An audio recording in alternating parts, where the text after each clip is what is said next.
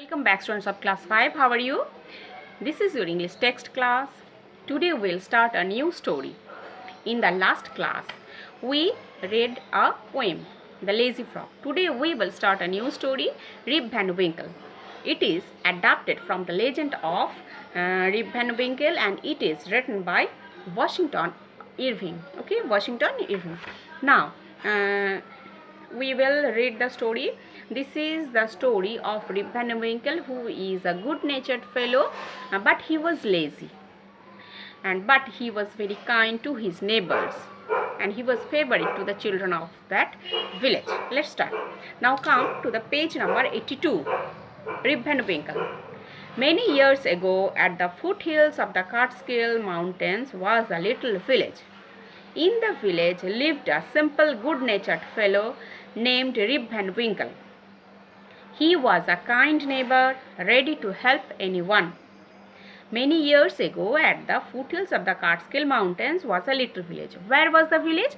The village was at the foothills of the mountain. And what was the name of the mountain?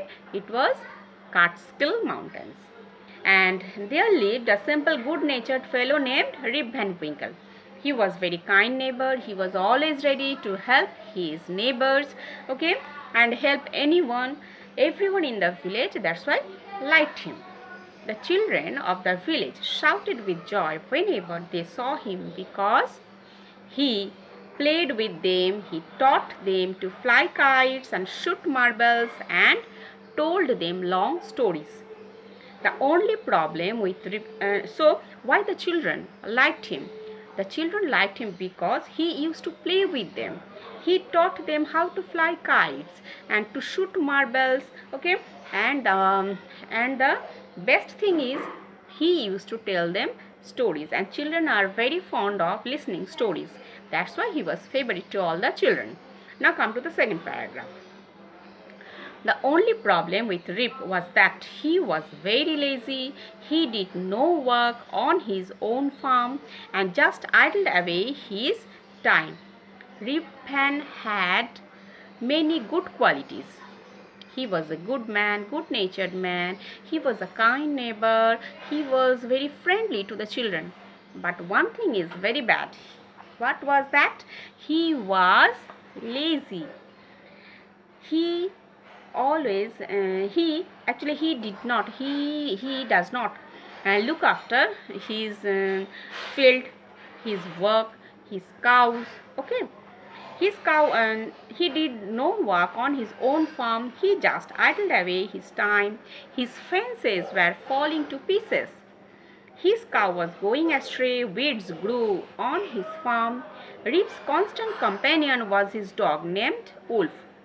To avoid work, he would walk away into the forest with his dog. So, Rip does not look after his own farm. That's why the condition of the farm, condition of the fences were very bad. He did not look after his cows also. Okay, he was so lazy. But and his dog named Wolf.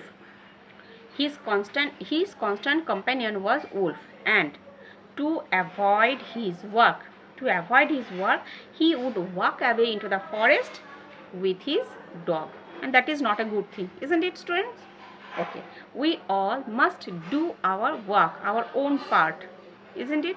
We should fulfill our responsibility. Rip Van had many qualities, but the one bad quality that is just destroying his farm. Okay, now come to the third paragraph. One day, Rip just walked on and reached the highest part of the mountains. Why he was going to the mountains? Because only to avoid his work, he would walk away into the forest. We know it. So one day he just walked on and reached the highest part of the mountains. It was late in the afternoon when he reached there. Tired after his long climb, he lay down and began daydreaming. So he was tired. Okay, after walking for long, he was tired, so he laid down and began daydreaming. It was soon evening, and he realized it would be night by the time he reached his village. That means that day he was too far from his village. So, when he realized that it would be night by the time he reached the village, it would be too late to reach the village. So come to page number 84.